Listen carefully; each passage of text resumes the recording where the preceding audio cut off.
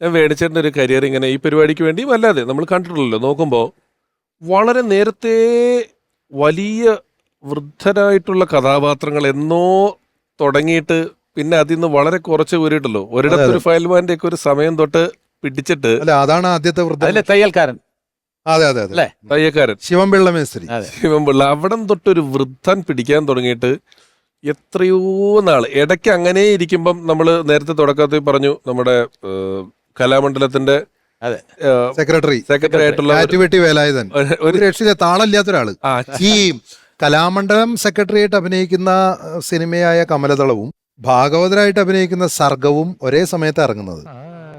സർഗത്തില് സംഗീതത്തിന്റെ അഗാധമായ അറിവുള്ള ഭാഗവതര്, ആന്തോളനം എന്നൊക്കെ പാടുന്ന, താളത്തിന്റെ ഉസ്താദ്, താളം തെറ്റിക്കഴിഞ്ഞാൽ ശിക്ഷിക്കും. അതുപോലെ പഠിപ്പിച്ചുകൊണ്ടിരിക്കുമ്പോൾ മകള് ചായയായിട്ട് വന്ന എന്ന് പറയും. ഇങ്ങനെ ഒരാൾ ഒരു തിയേറ്ററിലോടുന്നു.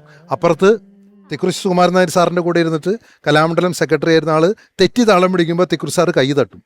ദേവരാജൻ മാസ്റ്ററുടെ കയ്യിൽ നിന്ന് ഒരു 2 നല്ല വാക്ക് കിട്ടാൻ പാടാണ്. അതെ അതെ കറക്റ്റ്. വളരെ അറിയാലോ, അതെ അതെ വളരെ ബുദ്ധിമുട്ടാണ്. ഉഗ്രനാണെങ്കിൽ അദ്ദേഹം നന്നായി എന്ന് പറയും. ഏറ്റവും ഗംഭീരായാൽ ദേവരാജൻ മാസ്റ്റർ പറഞ്ഞെന്താ അറിയോ, കുഴപ്പമില്ല എന്നേ പറയുള്ളൂ. അദ്ദേഹം ഈ സർഗത്തിലെ വേണിച്ചേട്ടന്റെ പെർഫോമൻസ് കണ്ടിട്ട് അതിഗംഭീരം പാടുന്നതാണെന്നേ തോന്നുന്നു. അല്ല, കണ്ടിട്ട് പറഞ്ഞെന്ന് വെച്ചാല്, വേണു ഞാൻ ഇയാളുടെ സർഗം സിനിമ കണ്ടു. അറിയാവല്ല, എഴുതിയത് ഇന്നാര് അറിയാവല്ല, സംഗീതം ഭാഗവതരായിട്ട് നിങ്ങൾ പാടുന്ന യേശുദാസാണെന്ന് എല്ലാവർക്കും അറിയാം. പക്ഷേ ആ ഗാനരംഗം കണ്ടപ്പോ താനല്ല അത് പാടിയെന്ന് എനിക്ക് വിശ്വസിക്കാൻ വയ്യ.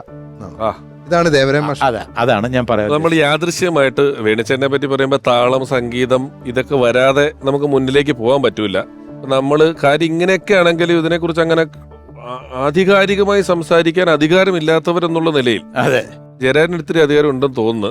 അല്ല, ആധികാരികമായി സംസാരിക്കാൻ നമുക്ക് അധികാരം ഉണ്ടെങ്കിൽ ഇല്ലെങ്കിലും സംഗീതത്തെ പറ്റി ആധികാരമായിട്ട് പറയാൻ ഒരാള് വേണം. അപ്പൊ അങ്ങനെ ഒരാളെ വിളിച്ചേ പറ്റുള്ളൂ. വേണം. അദ്ദേഹം വേണിച്ചേട്ടന്റെ സുഹൃത്താണ്. സംഗീതത്തെ പറ്റി ആധികാരികമായിട്ട് സംസാരിക്കാൻ പറ്റിയ ആളാണ്.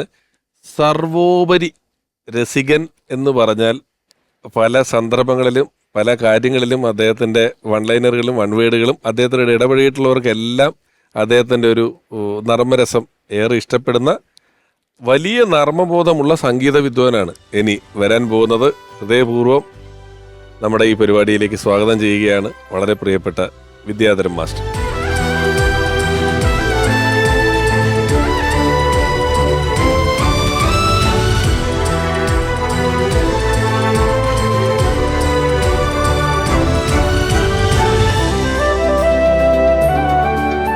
മാഷ് നടന്നു വന്നപ്പോഴേ വേണിച്ചേട്ടൻ സ്റ്റേജുകളിൽ ഇതേപോലുള്ള ജുബയാണ് ധരിക്കാറുള്ളത് പ്രോഗ്രാമിനെല്ലാം.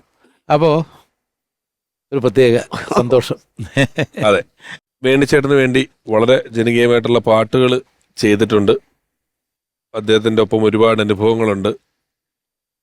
എന്താണ് നമ്മുടെ പെട്ടെന്ന് ഓർമ്മയിൽ വരുന്ന ഒരു കാര്യം പറയാനുള്ളത്? ഏറ്റവും ആദ്യമായിട്ട് എനിക്ക് ഓർമ്മയിൽ വരുന്നത്, അദ്ദേഹം മോഹൻ്റെ ഒരു സിനിമയ്ക്ക് എൻ്റെ ഗ്രാമത്തിൽ, അതായത് വല്ലച്ചിറ ഗ്രാമത്തിൽ ഷൂട്ടിങ്ങിന് വന്നപ്പോൾ എൻ്റെ വീട് അവിടെ അടുത്താണെന്ന് പറഞ്ഞപ്പോൾ എനിക്ക് അവിടെ പോകണം, അവിടേക്ക് പോകണം എന്ന് പറഞ്ഞു. അങ്ങനെ ആളാ ബനിയനൊക്കെ ഇട്ടിട്ട് മേക്കപ്പ് അഴിക്കാതെ വീട്ടിലേക്ക് വന്നു. വീട്ടിൽ 42 കൊല്ലം മുമ്പാ വന്ന് വീടിൻ്റെ നടപ്പര, ഒരു കയറി വരുമ്പോൾ നടപ്പരയാണ് വീടിൻ്റെ ഒരു സമ്പ്രദായം. അങ്ങനെയാണ് അവിടെ വന്നിരുന്നു. എൻ്റെ മകനപ്പോൾ 2 വയസ്സ് 3 വയസ്സാവണു. അപ്പോൾ ഇങ്ങനെ സംസാരിച്ചുകൊണ്ടിരിക്കുമ്പോൾ കുട്ടി ഇങ്ങനെ വന്നു, നീ പാടുമോ എന്ന് ചോദിച്ചാണ് വെറുതെ. അപ്പം അവൻ ചിരിച്ചു.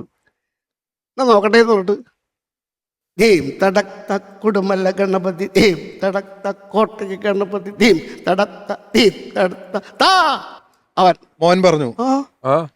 ആ ഗ്യാപ്പില് താ എന്ന് പറയുന്ന ഇടമുണ്ടല്ലോ, അതാ ധീം തടക്ത കുടുംബല്ല ഗണപതി ധീം തടക്ത കോട്ടയ്ക്ക് ഗണപതി ധീം തടക്ത ധീം തടക്ക. ആ സമയത്ത് അവൻ ഈ കൊച്ച് എടുത്ത് പൊതിച്ചു. എന്തൊരു അതൊന്നും പറയില്ല, പക്ഷേ മിടുമിടുക്കാൻ എന്ന് പറഞ്ഞ അവൻ അതുകൊണ്ട് മൃദംഗം പഠിപ്പിക്കാൻ കൊണ്ടുപോയി. മൃദംഗം പഠിക്കാൻ ചെന്ന് ആ ഒരു കെയർ ഓഫിൽ മസ്കറ്റിലേക്ക് വിടാൻ. ഇപ്പോൾ 23 വർഷമായി പുറത്താ, അബുദാബിയിലാണ് ഓയിൽ കമ്പനിയിൽ വർക്ക് ചെയ്യുന്നു. അപ്പം ഇത് അന്ന് തുടങ്ങിയ ബന്ധം, പിന്നെ സിനിമ ചെയ്യുന്നു, സിനിമയിൽ പാട്ടുണ്ടാക്കുന്നു, അദ്ദേഹം അഭിനയിക്കുന്നു, ഇതൊക്കെ പിന്നീടുള്ള സംഭവങ്ങളാ. ഇത് സിനിമയിൽ വരുന്നതിന് മുമ്പാണ്. ഓ അല്ല, മാഷ് സിനിമയിൽ വരുന്നതിന് മാഷ് സിനിമയിലുണ്ട്.